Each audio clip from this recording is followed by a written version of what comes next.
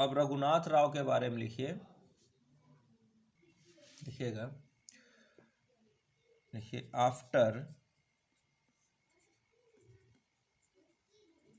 After death of Madhav Rao in 1772 power struggle between किसके किसके बीच? तो पहले कैंडिडेट थे रघुनाथ राव। कौन है? Younger brother of Nana Sahib.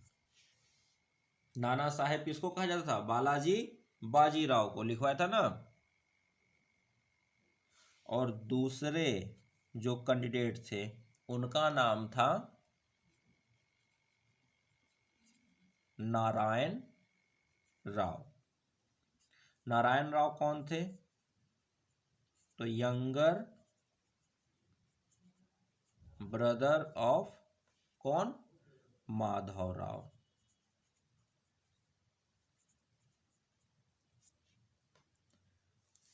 तो किनके किनके बीच में पावर स्ट्रगल स्टार्ट हुआ? रघुनाथ राव और नारायण राव। और हमें पता है, हमने अभी तक पूरे इतिहास में जितनी बार भी देखा कि पावर स्ट्रगल अगर परिवार में स्टार्ट हो गया सत्ता पाने के लिए, तो फिर क्या होता है? वो साम्राज्य डिक्लाइन की ओर बढ़ जाता है। तो 1772 माधव राव का डेथ क्या करता है? डिक्लाइन की ओर ले जाता है। ठीक है। तो अब यहां पर क्या होता है? यहां पर अब जब इनके बीच में पावर स्ट्रगल स्टार्ट हो जाती है तो अब क्या होगा कि ये लोग किसके पास पहुंचेंगे? ये लोग पहुंच जाते हैं अंग्रेजों के पास। ठीक है। तो देखा जाए तो रघुनाथ राव को होना चाहिए था पेशवा, पर ये पेशवा नहीं बनते हैं। क्या होता है? ये पेशवा नहीं बनते हैं। बन कौन जाते हैं? माधव राव के भाई कौन? नारायण राव बन जाते हैं पेशवा। तो पांचवे जो पेशवा होंगे वो होंगे नारायण राव। यहां मैंने भले रघुनाथ राव लिखा, लेकिन रघुनाथ राव लिखने के पीछे सिर्फ और इतना मकसद था आपको बताने का कि होना किसको चाहिए था? रघुनाथ राव। लेकिन बनते कौन है? कहते हैं कि नहीं, अब माधव राव जब है तो माधव राव का भाई नारायण राव, तो ये बन जाते हैं। और रघुनाथ राव क्या करते हैं? ये क्लेम करते हैं नहीं, आपसे पहले यानी माधव राव से पहले कौन थे? बालाजी बाजीराव। तो उनके भाई यानी कि क्या हुए? माधव राव के अंकल। कहते नहीं, मैं बनूंगा पेशवा क्योंकि मैं भी तो उसी खानदान का हूं। तो इनके बीच में कौन जीतते हैं? नारायण राव। तो पांचवे फिफ्थ पेशवा जो बनते हैं वो बनते हैं नारायण राव। कब? 1772 से लेकर 1773, कुछ मतलब समय के लिए, लगभग 1 साल मान लीजिए, पर पूरा 1 साल भी कंप्लीट नहीं करते। क्यों? तो 1 साल में कोई क्या करेगा? तो होता क्या है नारायण राव के साथ कि जो रघुनाथ राव हैं ये क्या करते हैं? नारायण राव की हत्या करवा देते हैं और खुद पेशवा बन जाते हैं। तो लिखिएगा, he was murdered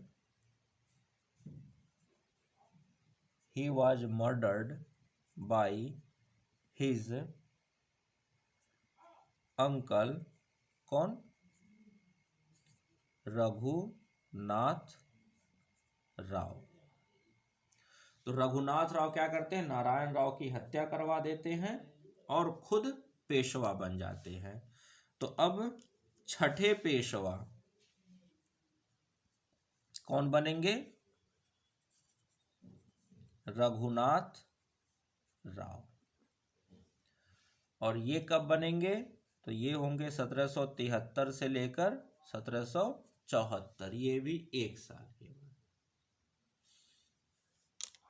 ठीक, तो ये क्या करते हैं, ये धोखा देकर बनते हैं। जब धोखा देकर बनेंगे तो होता क्या है कि भाई आपको क्या चाहिए, राजा आप बने हैं तो आपको एम्परर से वो लेटर चाहिए, एम्परर आपको रिकॉग्नाइज करे। ठीक है, तो एम्परर से रिकॉग्निशन लिए नहीं पाते हैं, एम्परर से रिकॉग्निशन नहीं पाते हैं। ठीक है, तो होता क्या है, तो लिखिएगा, seized the throne but seized the throne यानी कि थ्रोन पर कब्जा तो कर लेते हैं, but was not recognized by the emperor and overthrown। तो जब इनको रिकॉग्निशन नहीं मिलता है ना एम्परर से, तो ये चले जाते हैं कहाँ, अंग्रेजों के पास। ठीक है, ये अंग्रेजों से कुछ ट्रीटी वगैरह करते हैं, तो वो सब हम लोग पढ़ेंगे कहाँ, मॉडर्न इंडिया में। ठीक है, अंग्रेजों से ये ट्रीटी ऑफ सूरत वगैरह साइन करते हैं, तो वहाँ जब हम लोग मराठा एंड ब्रिटिशर्स पढ़ेंगे तो वहाँ पर हम लोग देखेंगे रघुनाथ राव कैसे थ्रोन से हटाए जाते हैं, क्या कहानी होती है, वो हम लोग वहाँ पढ़ेंगे। ठीक है, तो उसी वजह से फर्स्ट एंग्लो मराठा वार होता है, फिर सेकंड एंग्लो मराठा वार होता है, तो ऐसे करके कुल मिला जुलाकर आगे चल के जब अंग्रेज आ जाते हैं तो अब अंग्रेज कभी इधर कभी उधर करना शुरू करते हैं, और क्या होती है एक तरह से जो ये है ब्रिटिशर्स के वजह से मराठों की पूरी पावर धीरे धीरे खत्म होती चली जाती है। ठीक है, तो इसके बाद अभी हम लोग सिर्फ मराठों पर गौर करेंगे, सॉरी पेशवा पर, मराठों पर और मराठों के पेशवा पर। तो रघुनाथ राव को हटाकर सवाई माधव राव आ जाते हैं, जो नारायण राव के बेटे होते हैं, और ये मुश्किल से 40 दिन के होते हैं, यानी कि नवजात बच्चे को। जब नारायण राव की डेथ होती है तो इनकी वाइफ प्रेग्नेंट रहती हैं, ठीक है, नारायण राव की, तो वो एक बच्चे को जन्म देती हैं। तो होता क्या है कि जब नारायण राव का बेटा आ जाता है तो अल्टीमेटली अब वारिस कौन हो गया, नारायण राव का बेटा, उसका नाम दिया जाता है सवाई माधव राव। नारायण राव की जो विधवा जिनका नाम रहता है गंगाबाई, वो एक बेटे को जन्म देती हैं जिसका नाम रखा जाता है सवाई माधव राव।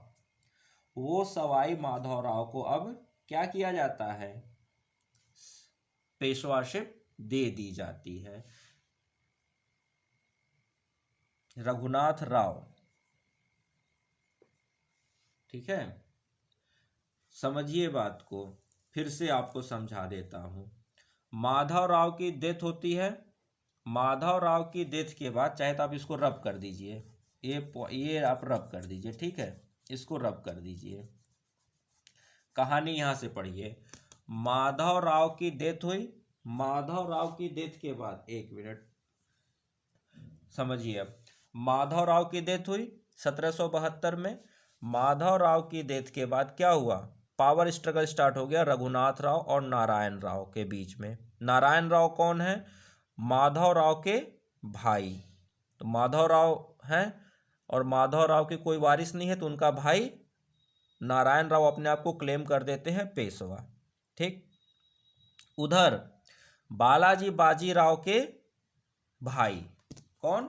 बालाजी बाजीराव के छोटे भाई रघुनाथ राव, ये भी अपने चाहते हैं पेशवा बनना। तो ये क्या हुए? ये माधव राव के चाचा हुए ना, रघुनाथ राव माधव राव के चाचा हुए। तो नारायण राव रघुनाथ राव का भाई, तो रघुनाथ राव के भी चाचा हुए, सॉरी रघुनाथ राव भी नारायण राव का चाचा हुआ, अंकल हुआ। क्योंकि नाना साहेब, यहां जो मैं लिखा नाना साहेब तो इन्हीं को कहा जाता था ना, नाना साहेब तो बालाजी बाजीराव थे।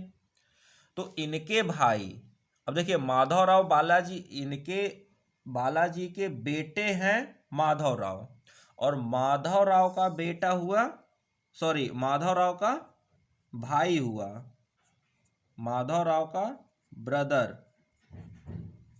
इसका मतलब बालाजी बाजीराव का भी तो बेटा हुआ ना नारायण राव। ठीक है, तो होता क्या है कि नारायण राव को गद्दी मिलनी चाहिए माधव राव की डेथ के बाद, क्योंकि माधव राव का कोई वारिस नहीं है। तो लेकिन उससे एक पीढ़ी पहले के रघुनाथ राव कहते नहीं, मैं बनूंगा पेशवा। तो नारायण राव और रघुनाथ राव यानी कि चाचा भतीजा के बीच में क्या हो जाता है? पावर स्ट्रगल स्टार्ट हो जाता है। ये चाचा है, ये भतीजा है। रघुनाथ राव चाचा है, नारायण राव भतीजा है। लेकिन नारायण राव के साथ ज़्यादा सपोर्ट रहती है, क्योंकि माधव राव का भाई नारायण राव, सपोर्ट इनको ज़्यादा मिलती है। तो नारायण राव बन जाते हैं पेशवा।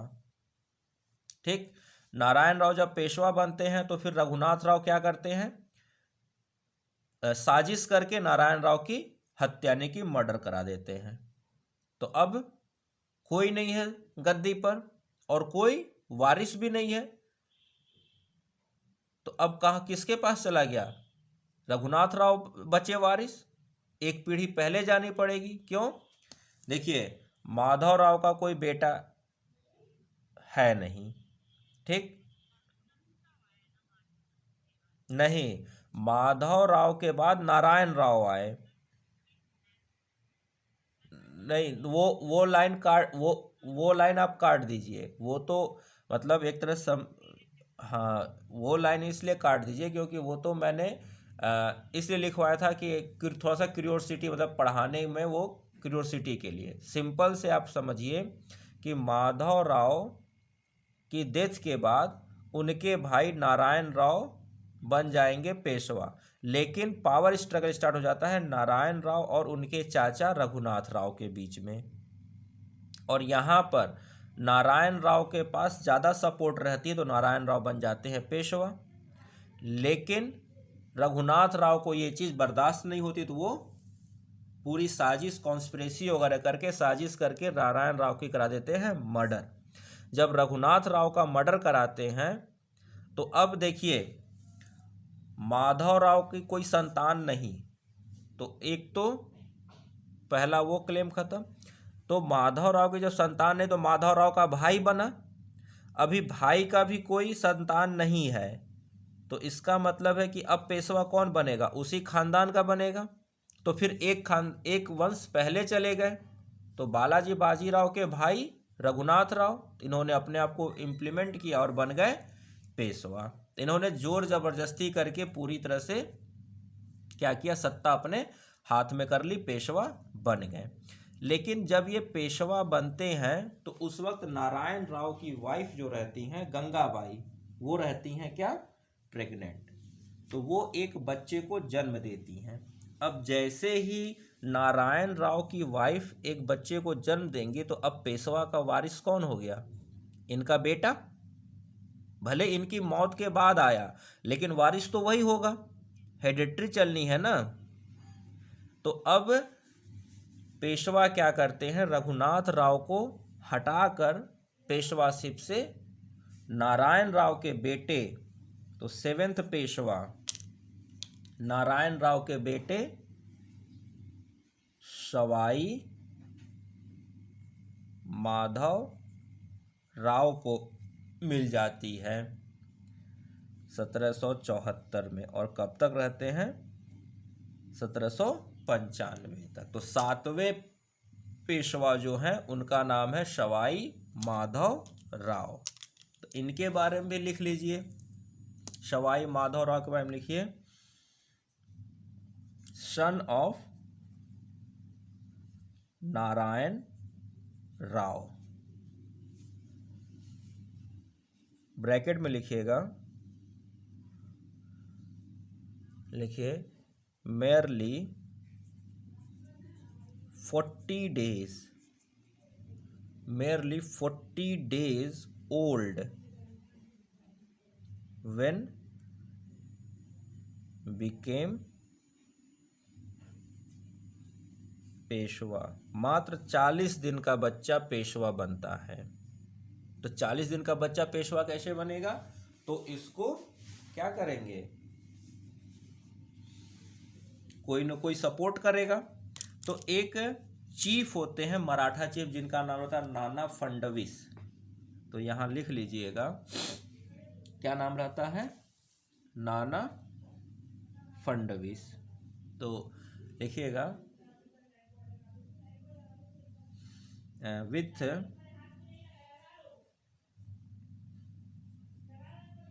सपोर्ट ऑफ नाना फडणवीस,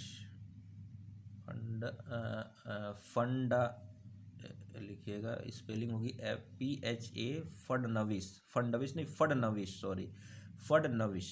कौन? नाना फडणवीस। फडणवीस फडणवीस लोग जैसे बोलने में कहते हैं, एक्चुअल में होता है नाना फडणवीस। ठीक है, तो नाना फडणवीस के सपोर्ट से बन जाते हैं क्या, सवाई माधवराव बन जाते हैं पेशवा। उसी वक्त फिर देखा जाए तो जब आप आगे की कहानी पढ़ोगे, जब आपको मॉडर्न इंडिया में पढ़ाया जाएगा तो पता चलेगा कि फर्स्ट एंग्लो मराठा वार होती है, फिर बैटल ऑफ तलेगांव होता है, उसी में ट्रीटी ऑफ सलवाई होती है, ट्रीटी ऑफ पुरंदर होती है। तो ये सब कहानी हम लोग पढ़ेंगे कहाँ? मॉडर्न इंडिया में। ठीक है, ट्रीटी ऑफ क्या कहते हैं, ट्रीटी ऑफ सूरत पढ़ा जाएगा, ट्रीटी ऑफ सलवाई पढ़ा जाएगा, फिर फर्स्ट एंग्लो मराठा वार, सेकंड एंग्लो मराठा वार, सब आएगा उसी में। ठीक है ना, तो वो हम लोग पढ़ेंगे कब? वो हम लोग पढ़ेंगे कुल मिला जुलाकर मॉडर्न इंडिया में। ठीक है ना, और यहाँ पर फिर second battle of Anglo Maratha war आएगा। तो ये सब चीज़ें होंगी। तो जब ये सब चीज़ें होंगी तो इसी बीच में क्या होता है, नाना फडणवीस की हो जाती है डेथ 1800 में, और फिर ब्रिटिश का बहुत ज़्यादा उसमें क्या हो जाता है, इन्वॉल्वमेंट हो जाता है। तो अगले जो पेशवा बनते हैं वो सब कहानी आपको मॉडर्न इंडिया में बता दी जाएगी कि कैसे फिर क्या होता है, कौन फिर पेशवा बनेगा, क्या ट्रीटी साइन होती है, वो सब हम लोग मॉडर्न इंडिया में पढ़ेंगे। तो अगले पेशवा बन जाते हैं बाजीराव सेकेंड, और ये बनते हैं 1796 से 1818। उसके बाद ये लास्ट पेशवा हैं। कौन? बाजीराव सेकेंड जो हैं लास्ट पेशवा हैं, क्योंकि इसके बाद पेशवाशिप अंग्रेज क्या करते हैं, एबॉलिश कर देते हैं। होता क्या है कि मतलब आगे फिर अंग्रेज़ों के साथ वॉर होती है, जिसमें लोग इनकी हार होती है। हार होने के बाद अंग्रेज क्या करते हैं, पेशवाशिप को एबॉलिश कर देते हैं, और अब मेन पावर क्या रहती है, अंग्रेज़ों के हाथ में रहती है। तो पेशवाशिप को क्या करते हैं, एबॉलिश कर देते हैं। और एक रहते हैं नाना साहिब, एक आते हैं नाना साहिब, जिनका नाम रहता है ढोंडू पंत, जो अगले पेशवा बनने के हकदार रहते हैं। उनको भेज दिया जाता है कहाँ, कानपुर में एक बिठूर एरिया में, थोड़ा सा पेंशन वगैरह देकर उनको वहाँ पर बैठा दिया जाता है, और पूरे मराठा कॉन्फेडरेसी को ब्रिटिश अपने कंट्रोल में ले लेते हैं। ठीक है, और जो बालाजी राव, तो मतलब कानपुर भेज दिया भेज दिया जाता है, और वहाँ पर फिर नाना साहिब आते हैं। तो फिर वो सन ऑफ बाजीराव टू के जो अगले के बेटे होते हैं नाना साहिब, जिनका नाम होता है डोंडू पंत, वो फिर रिवॉल्ट ऑफ 1857 में पार्टिसिपेट करते हैं। तो होता क्या है कि बाजीराव टू को जो ये रहते हैं अंतिम पेशवा हैं, इनको जब ये अंग्रेजों से हार हो जाती है तो 1818 में यहाँ क्या कहता है कि पेशवाशिप हो गई ख़त्म, और बाजीराव सेकंड को भेज दिया जाता है कहाँ? कानपुर। कानपुर के बगल में एक जगह है बिठूर, वहीं पर भेज दिया जाता है पेंशन पर। और इनके जो बेटे होते हैं बाजीराव सेकंड के बेटे नाना साहिब, वो रिवॉल्ट में पार्टिसिपेट करते हैं 1857 की क्रांति में। ठीक है, तो वो सब हम लोग पढ़ेंगे मॉडर्न इंडिया में। वहाँ फिर से आपको इस चीज़ को मैं आपको रिकॉल करके लिंक करके बता दूंगा। अभी हमारा पूरा फोकस सिर्फ और सिर्फ पेशवा पर है, और पेशवा का फोकस सिर्फ इतना है कि जैसे आपने स्टार्टिंग में पढ़ा कि सबसे पहले जो प्रोमिनेंट पेशवा जिन्होंने छत्रपति की पोस्ट को क्या किया, ऐसा बना दिया कि वो नाम मात्र का रह गया और पेशवा हो गया इम्पोर्टेंट, वो थे बालाजी विश्वनाथ। बालाजी विश्वनाथ के बाद उनके बेटे आए बाजीराव फर्स्ट। इन्होंने बहुत बड़े लेवल पर मराठों का साम्राज्य फैलाया। उसके बाद इनके बेटे आए बालाजी बाजीराव। बालाजी बाजीराव के समय थर्ड बैटल ऑफ पानीपत हुआ, जिसमें मराठों की पावर लगभग खत्म सी हो गई। तो उसके बाद बालाजी बाजीराव के डेथ के बाद इनके बेटे आए माधवराव।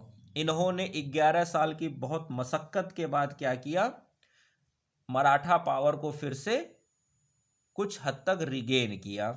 लेकिन माधवराव के डेथ के बाद असली टेंशन शुरू हो गई, क्योंकि माधवराव की जब कोई संतान नहीं थी, तो माधवराव की डेथ के बाद इनके जो छोटे भाई थे नारायण राव, इन्होंने पेशवाशिप इनको बनना था।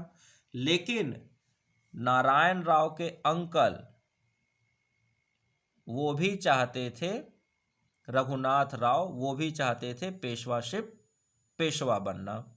तो अब क्या हुआ, इन दोनों के बीच में जब ये कहानी हुई तो ज़्यादा से ज़्यादा लोगों ने नारायण राव को सपोर्ट कर दिया, क्योंकि इनके भाई माधव राव ही तो थे पेशवा, तो इनको सपोर्ट मिला, तो ये बन गए। तो इनके अंकल, नारायण राव के अंकल रघुनाथ राव ने कॉन्स्पिरेसी करके नारायण राव का मर्डर करवा दिया, हत्या करवा दी, और खुद बन गए पेशवा। रघुनाथ राव बने थे पेशवा क्या करके, ट्रेचरी यानी कि धोखेबाजी करके।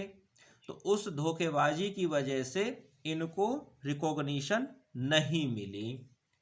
जब इनको रिकॉग्निशन नहीं मिली तो फिर जो उस वक्त बहुत प्रोमिनेंट मराठा चीफ थे जिनका नाम था नाना फडणवीस, एक बहुत ही प्रोमिनेंट जो उस वक्त सारे सभी में सबसे मान्य चीफ थे मराठों के, जिनका नाम था नाना फडणवीस।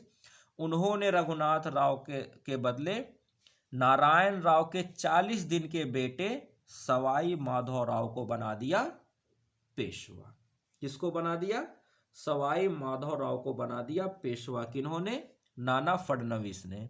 रघुनाथ राव को हटाकर सवाई माधवराव जो नारायण राव के बेटे थे उनको बना दिया पेशवा। ये कुछ दिन रहे, उसके बाद नाना फडणवीस की भी रहते हैं। इसके बाद सवाई माधवराव के बाद उनके बेटे बाजीराव सेकंड जो रहते हैं, ये रघुनाथ राव के बेटे हैं। लिखिएगा, सन ऑफ रघुनाथ राव। ठीक है, ये रघुनाथ राव के बेटे होते हैं। तो अब सवाई माधवराव कैसे हटे और रघुनाथ राव के बेटे बाजीराव सेकंड कैसे आए, वो हम लोग कहानी पढ़ेंगे मॉडर्न इंडिया में। जैसे यहाँ हुआ कि भाई माधवराव कहाँ कैसे हटे और रघुनाथ राव के बेटे कैसे आ गए, तो वो एक कॉम्प्लिकेटेड कहानी है। तो वो हम लोग पढ़ेंगे कहाँ पर? मॉडर्न इंडिया में, क्योंकि उस वक्त हमें फर्स्ट एंग्लो मराठा वार, सेकेंड एंग्लो मराठा वार, थर्ड एंग्लो मराठा वार सब पढ़ना पड़ेगा। तो वहाँ जब वो पढ़ेंगे तब आपको ये कहानी समझ में आएगी। तो बस अभी इतना समझना है कि सवाई माधवराव के बाद रघुनाथ राव के बेटे बाजीराव सेकंड पेशवा बनते हैं, और इसी समय 1818 में क्या होती है, मराठों की हार होती है अंग्रेजों से, और अंग्रेज क्या करते हैं, पेशवाशिप को कर देते हैं ख़त्म और बाजीराव को भेज देते हैं बिठूर। बाजीराव के बाद इनके बेटे नाना साहेब रहते हैं, जिनका नाम रहता है ढूंढू पंत, और वो नाना साहेब 1857 की क्रांति में पार्टिसिपेट करते हैं कानपुर से। ठीक है, उन्हीं के नाना साहिब के ही वफादार सेनापति रहते हैं तांत्या टोपे, जो रानी लक्ष्मीबाई की मदद भी करेंगे। ठीक है, 1857 की क्रांति में। तो इस तरह से बाजीराव सेकंड जो थे, he was the last Peshwa of the Maratha, और यहाँ पर हो जाती है मराठों की सत्ता खत्म 1818 में। ठीक है, तो इस तरह से हम लोगों ने मराठों को पूरी तरह से कंप्लीट कर लिया।